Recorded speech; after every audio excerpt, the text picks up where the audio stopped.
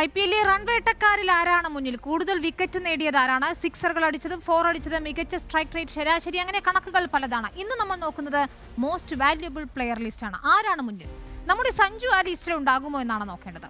നേടിയ runs, wicket ടോപ്പും ഫീൽഡിംഗിലെ പ്രകടനം എല്ലാം ചേർത്താണ് MVP കണക്ക് കൂട്ടുന്നത്. MVP ലിസ്റ്റിൽ ഒന്നാമെന്നുള്ളത് കൊൽക്കത്ത നൈറ്റ് റൈഡേഴ്സിന്റെ സുനിൽ നരൈനാണ്.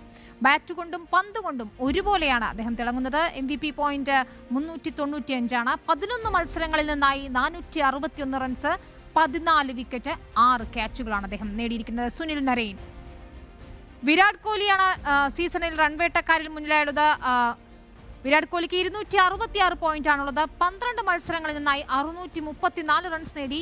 ഇതുവരെ വിക്കറ്റുകളൊന്നും എടുത്തിട്ടില്ല. 7 ക്യാച്ചുകളും കോഹ്ലി നേടിയിരിക്കുന്നു. 266 പോയിന്റാണ് കോഹ്ലിക്ക്. Sunrisers ഹൈദരാബാദിന്റെ കുന്തമുനയായ Travis ഹെഡാണ് അടുത്തയാൾ.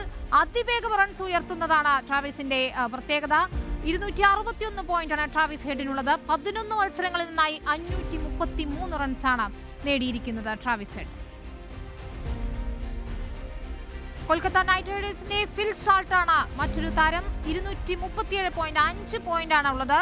11 മത്സരങ്ങളിൽ നിന്നായി 429 റൺസ് എടുത്തിരിക്കുന്നു. 11 ക്യാച്ചുകളാണ് ഫിൽ സാൾട്ട് നേടിയിരിക്കുന്നത്. അടുത്തത് അഭിഷേക് ശർമ്മയാണ്. നമ്മുടെ സ്വന്തം അഭിഷേക് ശർമ്മ. സൺറൈസേഴ്സിനായി തട്ടുപൊളിപ്പൻ ബാറ്റിംഗ് നടത്തിയ അഭിഷേകിന് 214 പോയിന്റ് ഉണ്ട്. 11 മത്സരങ്ങളിൽ നിന്നായി 401 റൺസ് നേടിയിരിക്കുന്നു. 5 ക്യാച്ചുകളാണ് അഭിഷേക് നേടിയത്. അടുത്തത് നമ്മുടെ സ്വന്തം സഞ്ജു സാംസൺ. റൺവേട്ടക്കാരിൽ നിലവിൽ 4ാം സ്ഥാനത്താണുള്ളത്.